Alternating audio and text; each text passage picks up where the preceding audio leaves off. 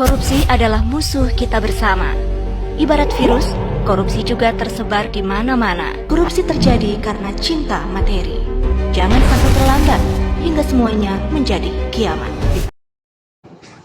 Korupsi pendidikan mengancam masa depan generasi kita. Dana bos diselewengkan, buku dan alat belajar tidak sesuai, kursi dijual, sertifikasi guru cacat, dan beasiswa jadi ajang korupsi. Assalamualaikum warahmatullahi wabarakatuh. Saya Alisa Damayanti Isnaini dari kelompok 5 Manajemen Pendidikan bersama 4 rekan saya akan membahas isu korupsi pendidikan. Pendidikan adalah hak asasi setiap warga negara. Namun di Indonesia, hak ini seringkali ternodai oleh praktik korupsi yang merugikan masa depan generasi muda kita. Korupsi di sektor pendidikan bukan hanya soal penyalahgunaan dana sekolah, tetapi meliputi berbagai aspek lainnya yang tak kalah merusak. Mulai dari penyalahgunaan dana bantuan operasional sekolah atau dana BOS, hingga korupsi dalam proses pengadaan buku dan alat belajar.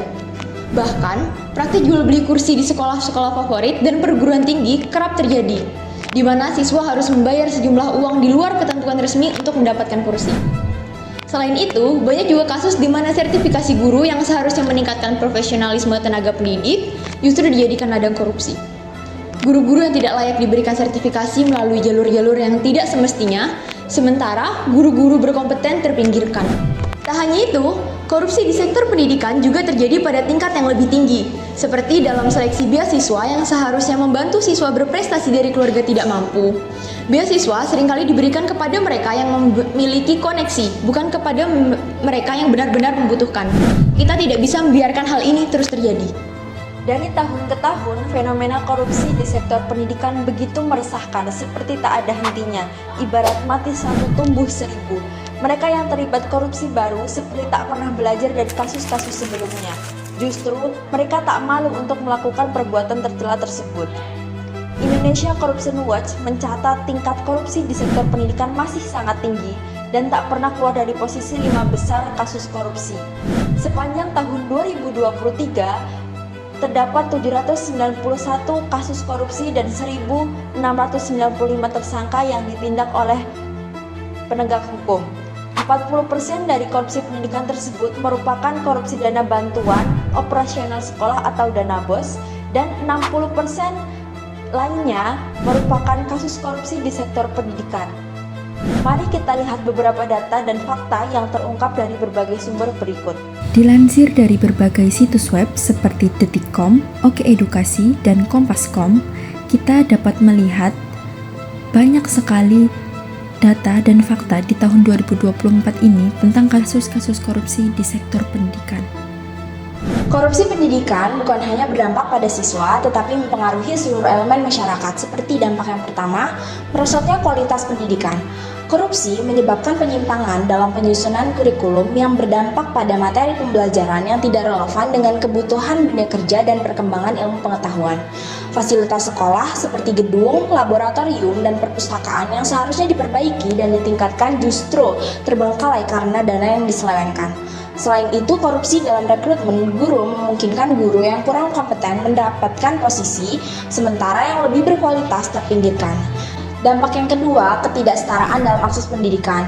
Korupsi meningkatkan biaya pendidikan melalui praktik pungutan liar dan distribusi bantuan yang tidak merata. Anak-anak dari keluarga kurang mampu pun semakin sulit melanjutkan pendidikan.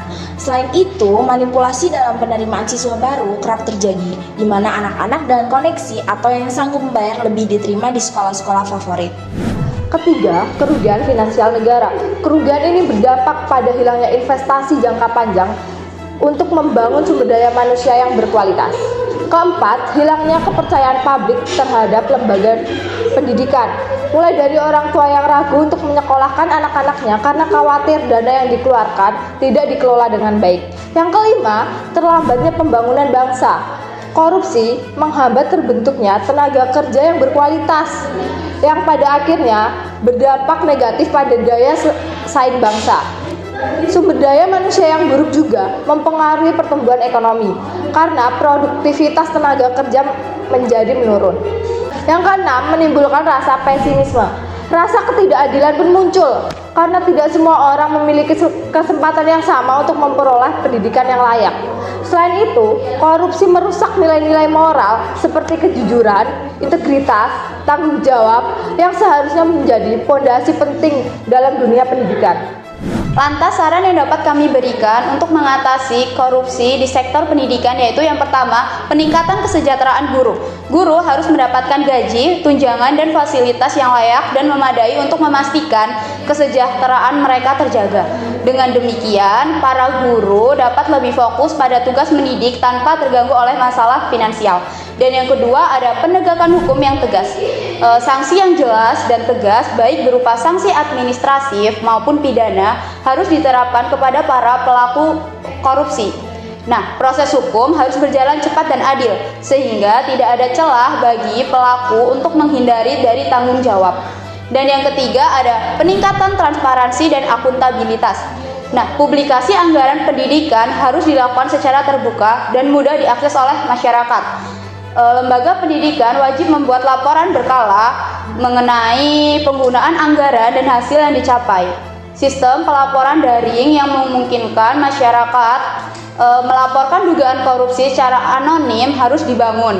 Dan yang keempat, ada pemberdayaan komite sekolah dan masyarakat.